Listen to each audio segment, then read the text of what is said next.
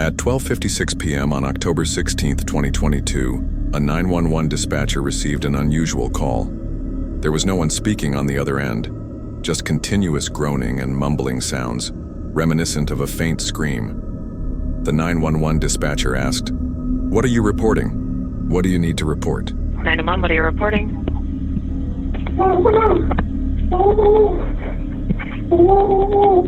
Hello? What's going on there?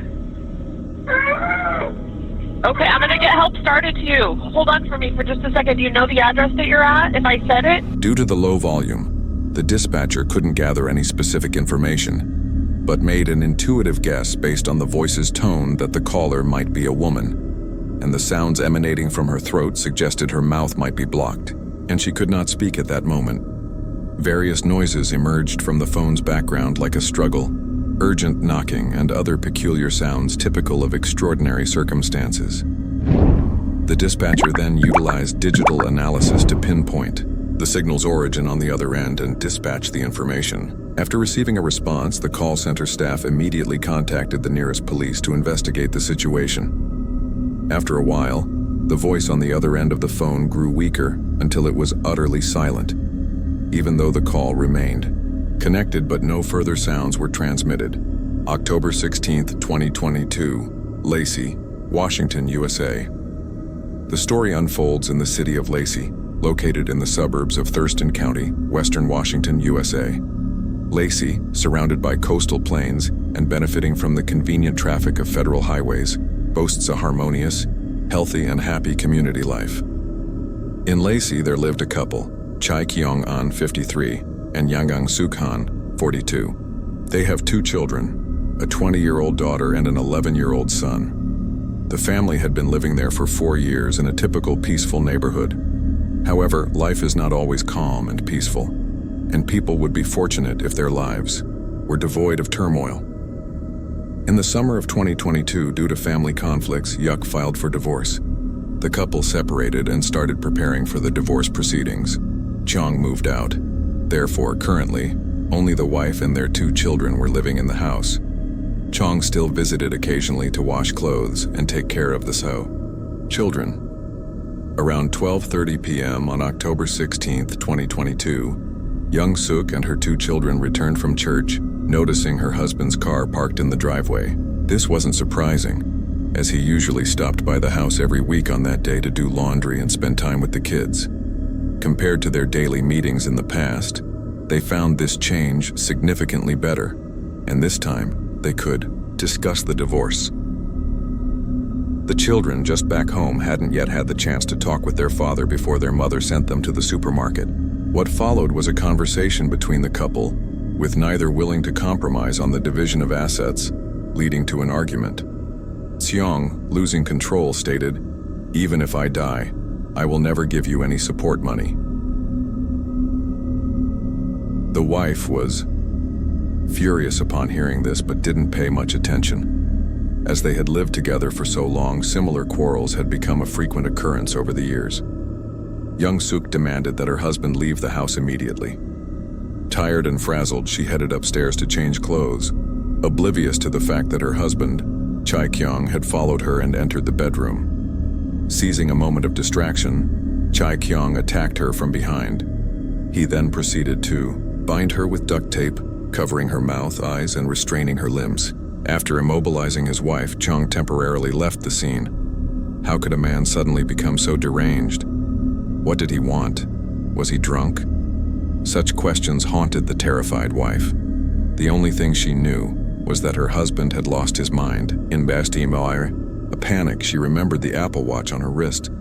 Frantically, she sent an emergency text to a friend and her eldest daughter, simultaneously dialing 911. Unable to speak, her only hope was that this call would save her life. At the time of the call, her eyes and mouth were sealed shut with tape and her limbs were tightly bound.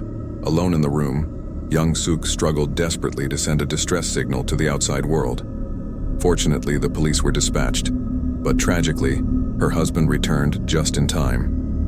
Surveillance footage from across the street showed Kyung driving into the garage and dragging Young Sook from the bedroom downstairs. He then noticed the watch on her wrist was still communicating with 911. Realizing the urgency, he removed the watch, smashing it with a hammer and even striking Yuk's wrist several times. He then forced her to swallow an unidentified drug, pulled her into the trunk of the car and drove away. Surveillance video showed the police arriving to investigate, passing by Chai Kyung's speeding truck by chance. Due to their urgent mission, they did not stop to question the speeding vehicle, allowing Chai Kyung to drive away from the area towards the mountains. Meanwhile, the police reached the wife's home. Unaware of the events that had transpired, they could only speculate on the possible robbery, abduction, or murder. Approaching the front door, they announced their presence loudly, causing the neighbors' dogs to bark furiously. Upon entry, they found a broken Apple Watch still connected to the 911 dispatch, lying on the floor. The house was empty. The front door and garage were wide open without any signs of violence. Just then, the two children returned from the supermarket. They were shocked to see a group of police at their home, their parents gone. A chilling premonition arose. After some discussion, the eldest daughter revealed that her mother had sent her out on an errand shortly before receiving an urgent message from her.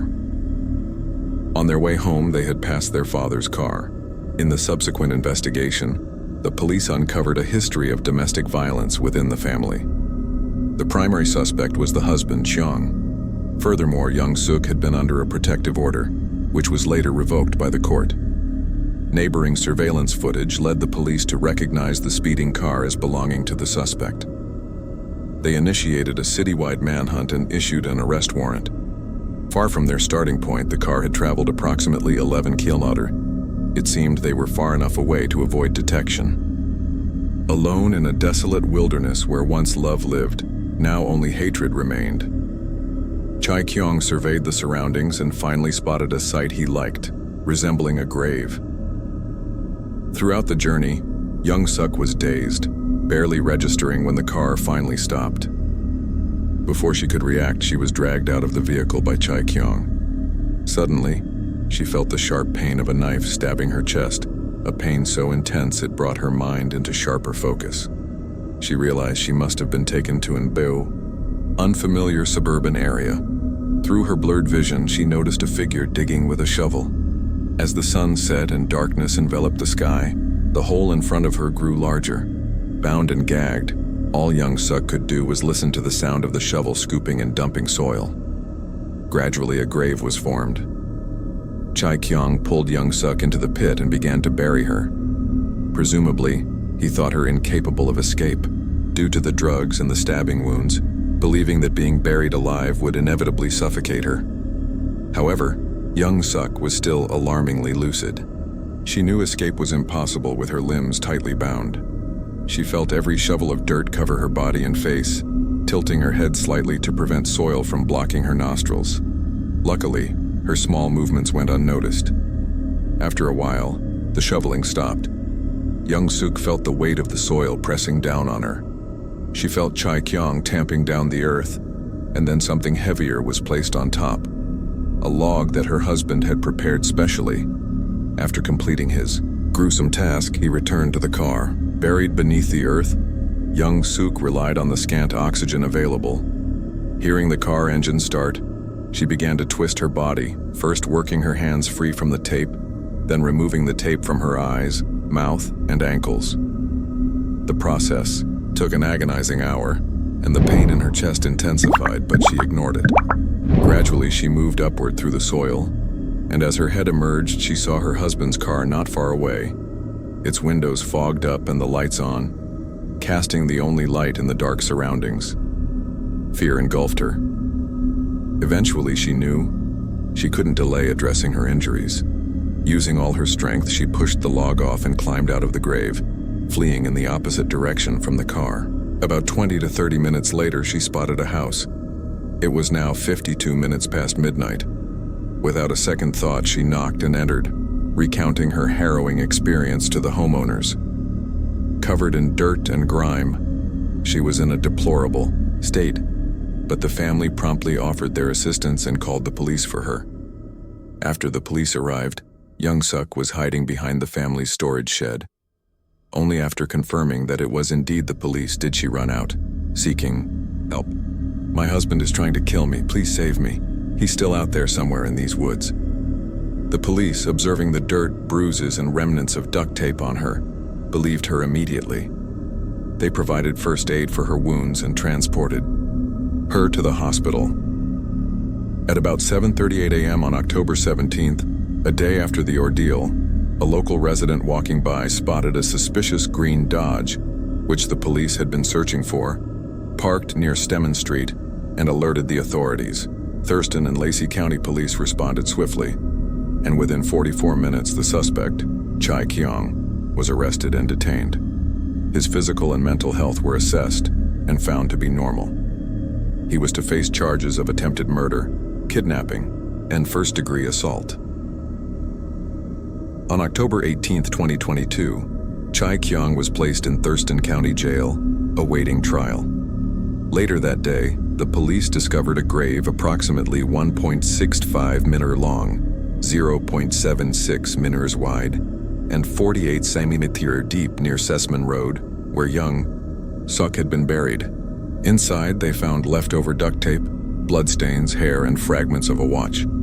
The prosecutors charged Chai Kyung with premeditated murder, domestic violence of the first degree, kidnapping, assault, and harassment. The deputy prosecutor requested the court to deny bail. Young Sook herself hired a private attorney, stating, "Please don't grant him bail. I'm extremely concerned for my safety and life. I want to emphasize that I am genuinely terrified of him. If he is released, he will definitely come back to kill me." Chai Kyung's defense attorney suggested a bail amount of $150,000 as a preventive measure. Additionally, Chai Kyung was a former veteran who had served 30 years in the U.S. intelligence community without any prior convictions. It is possible that he faced significant psychological stress during his service, contributing to his criminal behavior. This fact was Young Sook's greatest fear. She knew her husband's background in intelligence. If he had sinister intentions, his actions after release could be unimaginable. Ultimately, the court agreed to deny bail. Currently, the case is still undergoing trial.